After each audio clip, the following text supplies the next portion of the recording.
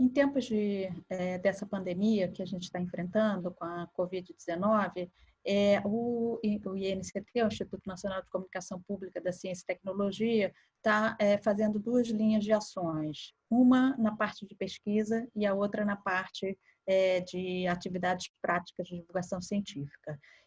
Um aspecto extremamente importante da gente levar em conta é que, como o próprio diretor da Organização Mundial da Saúde afirmou algumas semanas atrás, as notícias falsas se alastram tão rápido quanto o vírus e são tão perigosos quanto, inclusive o que ele chama de infodemia, né?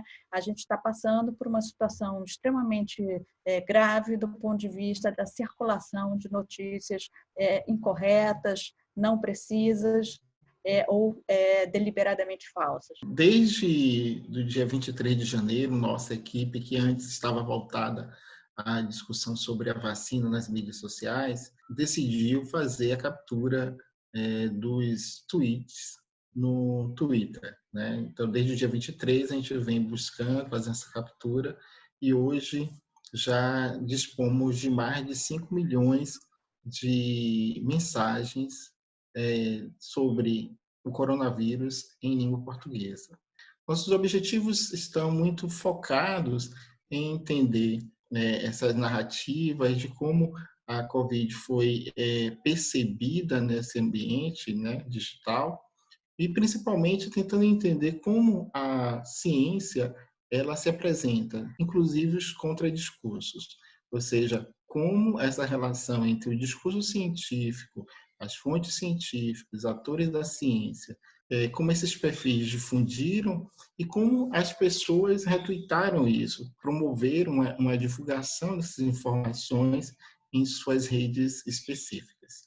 E como os demais, que são contrários, como o discurso negacionista, anti-ciência, eles também estiveram presentes. Nossa pesquisa, ela analisa a cobertura jornalística da pandemia de Covid-19 pela imprensa internacional, mais especificamente por 3 jornais considerados de elite de 3 países diferentes, do Brasil, dos Estados Unidos e do Reino Unido. Folha de São Paulo, The New York Times e The Guardian. O nosso objeto de estudo são os jornais impressos, por considerarmos que esses jornais eles contribuem para dar o tom de determinado evento, né? No caso, uma pandemia que tem poucos precedentes na história, né? A cobertura da imprensa tem sido full-time, então a pauta, né, da Covid-19 ela domina os veículos de comunicação.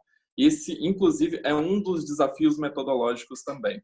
O objetivo é que a gente consiga extrair características dessa cobertura feita pela imprensa desses 3 países, em relação a diversas características, como o enquadramento, né, os frames, o ciclo de atenção que esses jornais deram à pandemia, características relacionadas às fontes consultadas, às vozes que aparecem nessas matérias, né? A escolha desses 3 jornais, nesses 3 países especificamente, também se deu às características particulares que nós estamos observando nesses locais e que podem também, né, dar um lastro de investigação muito interessante a essa pesquisa, que é a postura de seus respectivos líderes governamentais em relação ao enfrentamento da pandemia de Covid-19. A escolha de Brasil, Estados Unidos e Reino Unido tem essas características, visto que os 2 presidentes do Brasil e dos Estados Unidos e o primeiro-ministro do Reino Unido adotaram posturas de negação, né, as medidas recomendadas por organizações internacionais de saúde, como a Organização Mundial de Saúde e outras instituições e especialistas da área, e isso fez com que a pandemia tivesse uma dinâmica diferente nesses locais. Então, essa característica em específico também pode dar material de investigação que vai nos dizer quais foram os discursos, o que isso pode ter influenciado na postura da população ou nos próprios números de alastramento da doença. Na parte de ação da divulgação científica, a gente lançou uma iniciativa nova junto com o CNPq, que se chama Covid-19 Divulgação Científica. a divulgação tem o ação maiúscula justamente porque a proposta é essa, ter uma ação em que a gente forneça para a sociedade informações confiáveis relacionadas ao novo coronavírus e a essa doença que está matando um número gigantesco de pessoas no mundo e, infelizmente, também no Brasil. Essa iniciativa ela tem uma presença extremamente forte nas redes sociais, porque justamente as redes sociais são uma fonte importante de notícias falsas e imprecisas.